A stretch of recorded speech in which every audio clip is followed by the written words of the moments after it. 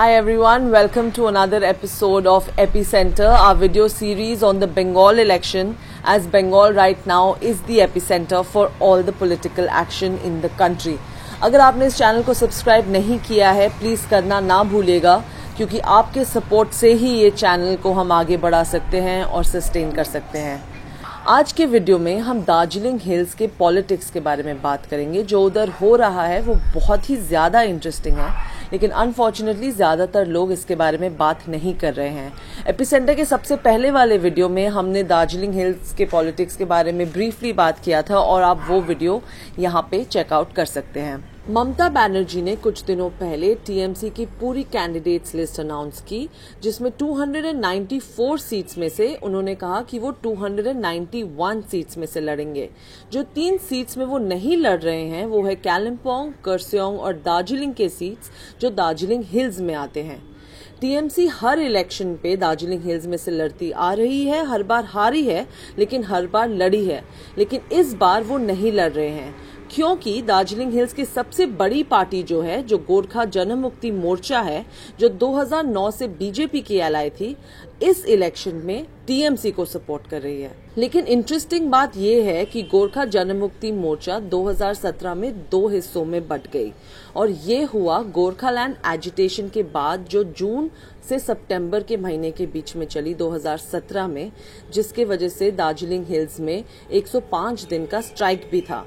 बिमल गुरुंग, जो गोरखा जनमुक्ति मोर्चा के चीफ थे, उन पे एंटी टेरर लॉज के केसेस डाल दिए गए स्टेट गवर्नमेंट ने, जिसकी वजह से वो हाइडिंग में चले गए या वो लापता हो गए।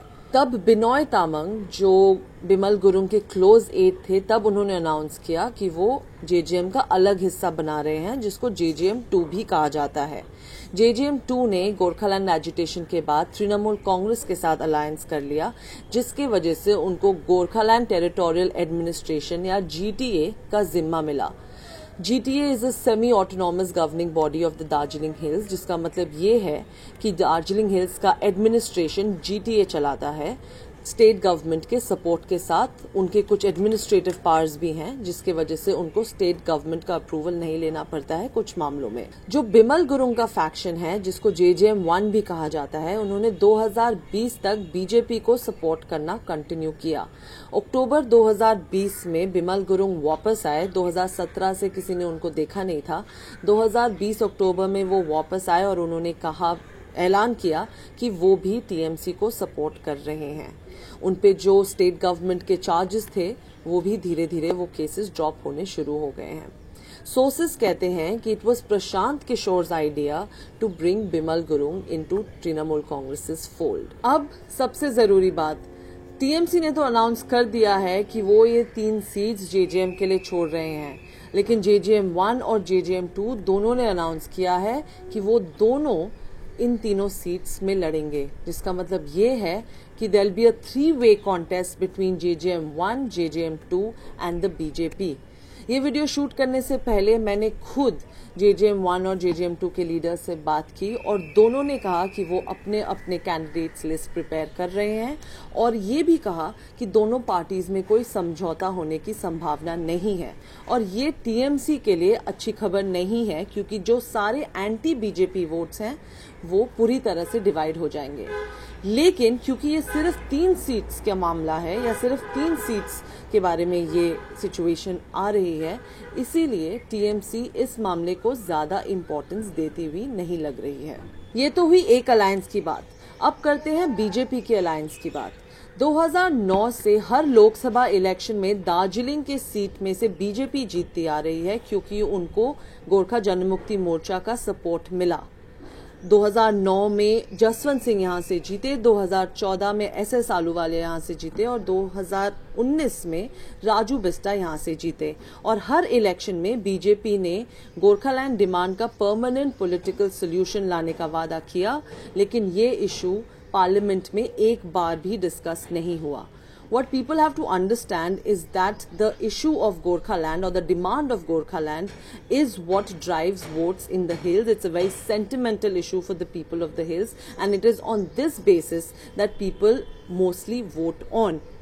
Now the JJM, because they have come in alliance with the TMC and Mamta Banerjee ने बहुत ही clearly बोला है कि वो बंगाल को बाइफर्केट होने नहीं देंगी और वो गोरखालैंड बनने नहीं देंगी, इसलिए गोरखा जनमुक्ति मोर्चा भी इस इशू को थोड़ा डाउन प्ले कर रहा है। लेकिन बिमल गुरुंग ने अपने रीसेंट रैलीज में गोरखालैंड का इशू उठाया है, जिसके वजह से टीएमसी बहुत ज्यादा खुश नहीं है। बीजेपी ने 2 हिल पार्टीज के साथ अलायंस बनाया है। एक है जेएनएलएफ जो है गोरखा नेशनल लिबरेशन फ्रंट और दूसरा है communist party of revolutionary Marxist. Now क्या बीजेपी इन सीट्स में खुद लड़ेगी या एलाइड पार्टीज को सपोर्ट करेगी, ये तो हमें देखना पड़ेगा। लेकिन अब तक बीजेपी ने क्या किया है कि उन्होंने जेजेएम को असेंबली इलेक्शंस में सपोर्ट किया है और लोकसभा इलेक्शंस में खुद लड़ी है।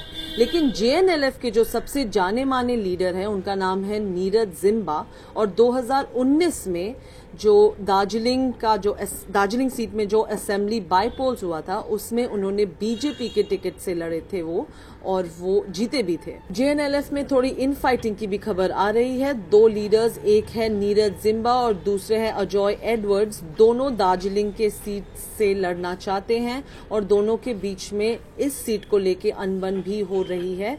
अभी बीजेपी को डिसाइड करना पड़ेगा कि वो किसको सपोर्ट करेंगे। सर, बीजेपी हिल से खुद फाइट करेगा या जेएनएलएफ और दूसरे स्मॉलर पार्टीज को सपोर्ट करेगा?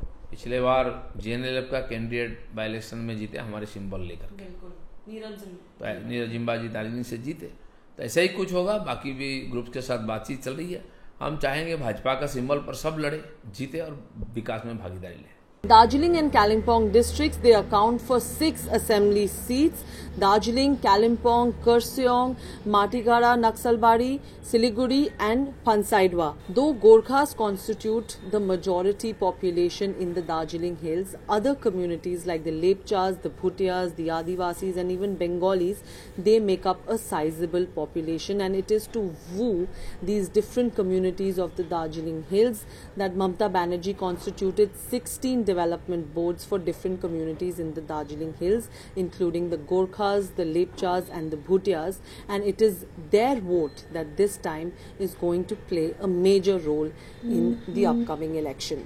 अब इस इलेक्शन में दार्जिलिंग हिल से कौन सी पार्टी कहां से लड़ेगी, जेजेएम के दोनों भागों में कोई समझौता होगा कि नहीं, क्या बीजेपी खुद लड़ेगी या अपने एलाइड पार्टीज को सपोर्ट करेगी, इन सब सवालों का जवाब हमें आने वाले हफ्तों में पता लग जाएगा। पर अभी के लिए this is where the political situation in the Darjeeling hills stands as of now. If you like this video, don't forget to virtually like this video as well. Share this video with your friends and your families, and don't forget to subscribe to this channel to support independent journalists like me. Thank you so much for watching.